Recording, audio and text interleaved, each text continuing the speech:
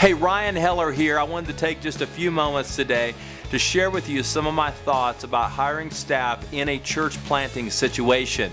Over the last 8 years, I've planted 2 different churches. I've worked with a number of different staff members, and I want to take just a brief moment to share with you some of the things that I've learned by some of the hard things that I've gone through, and then some of the great victories and some of the great moves that I made as well.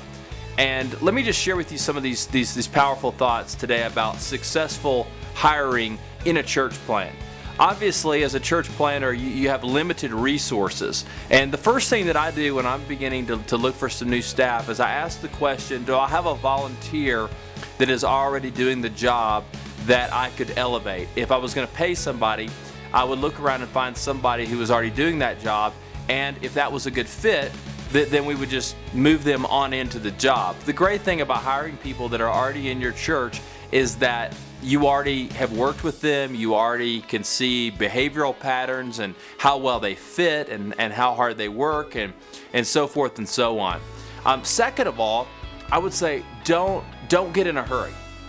I've made this mistake many times. I've got a job that's got to be filled. I've got people asking why we haven't filled this position, and there's things that are going undone. And sometimes we can get into such a hurry that we just go and we take the first resume and we just kind of force it into that job, and it may or may not be a fit. So slow down. It'd be better to go without than to have to put somebody in that position and then to remove them later. Don't get into too much of a hurry. And listen, if you've got 3 candidates and none of them are a good fit, it would be so much better to just wait and be patient and then find the right person. Also, when I'm looking through resumes, I look for a couple of things. One, gaps in the resumes. You know, if somebody says they worked at this church from this year to this year, and then there's like a blank for 2 or 3 years, and then it says they worked here. Well, then what were you doing in these interim years? Or why is there a gap there? I always look for that on a resume. And then also, as I'm looking through resumes, I try to remember that resumes are important, but earned degrees and the size of church that people worked at is not everything. I used to be very impressed by that. In fact, one of the greatest mistakes I made in hiring was hiring a guy that had 2 master's degrees, including an MBA. And while he had a great academic background and he had worked at a very, very large church, which I was very impressed by, he didn't really fit with the vision and the direction of our church.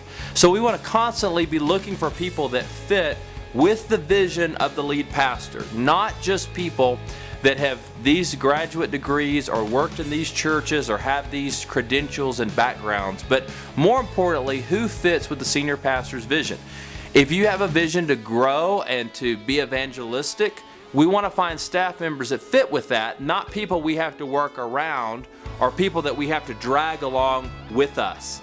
So, do they fit with your vision? Number next, look for people who know exactly who you're looking for.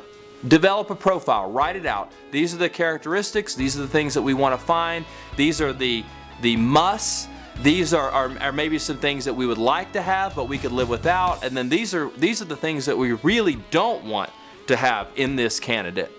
And developing that profile and even putting it in writing will help you divine exactly what you're looking for. Don't hire sympathy hires. Another critical mistake I made. One time I hired a young lady that couldn't find a job. And she looked everywhere and nobody wanted to hire her. And I felt sorry for her. And I thought I could help her out. And I hired her. And it was a really, really bad mistake. And after I worked with her for a few months, I really started to understand why she couldn't find a job. It's fine to pray for people, to love people, to encourage people. But don't hire them if you're hiring them out of sympathy. Also, consider allowing your staff to raise support. Support raising is a great option, especially as you're getting a church started.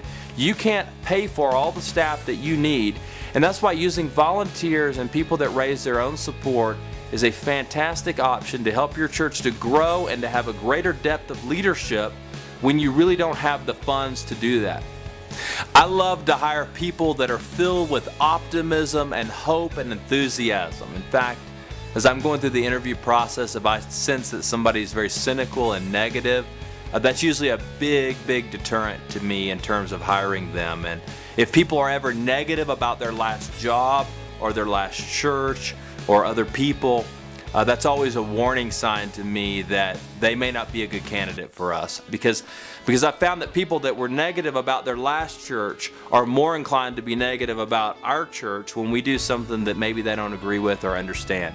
I always check with the references. I realize that people can put all kinds of things on references, and I've had even people say to me, well, I don't really check with references because people are always going to put down good references, and it's really not that helpful to call them. But interestingly enough, I was going to hire a bookkeeper a couple of years ago, and I asked for 3 references from the man I was talking with, and I picked up the phone and I called the first lady, and she was nice and positive about the guy. I called the second person, and they were very uncommittal. I could tell they didn't want to answer the questions positive or negative, and I could really feel the vibe on the phone call that she was not positive about this man that he'd given the reference. And I thought, this guy really must be a poor worker if he can't even give me 3 people that could give him an affirmation. Well, then I called the third person, and the lady begged me to not hire the guy. And so out of 3 references, I had one that was positive, one that was neutral, but I could tell was really pretty negative, and then the other one begged me to not hire him, and so I didn't, and I waited and I hired somebody else, and it was a great decision. Next, ask the hard questions. Character always counts. Ask about pornography addictions. Ask about backgrounds and behaviors, and don't be afraid to ask the hard questions, because it'd be so much better to know that stuff on the front end than it would to know after you've already gotten into the relationship. Also look for people that I can move around into multiple roles. In a church plant, you don't need a specialist, you need a generalist. As the church gets larger, then we need more specialists. But in beginning, and in those early stages, we need several people that can do a lot of different things, a lot of different jobs. And I look for people that learn quickly, people that are flexible and open. In other words, when I hire somebody, bring them onto the team in this role, that may not be their role in 6 months. They were doing 3 things over here, and now they're doing 3 totally different things, and that's good. And I try to set the expectation for all of our staff to always be flexible, because we may need them to take on another role, either permanently or just for a season, but flexibility is the key. And so I never want to have people that are rigid about only doing one role. I love to hire people that have a track record of accomplishing lots of tasks. In other words, they've worked in a place, they can show specific things that they've accomplished, they're diligent, they follow up, they work hard, they get things done, they don't let things fall through the cracks, and that's another great indicator of a staff member that you would want to have too. And then finally, don't discount the prayer part. Don't discount the spiritual part. Pray for the leadership and the direction of the Holy Spirit, because as God is leading, He's going to direct you exactly to those candidates that He wants you to bring onto your team. And as you pray and discern the will of God, God's going to do great things through your staffing.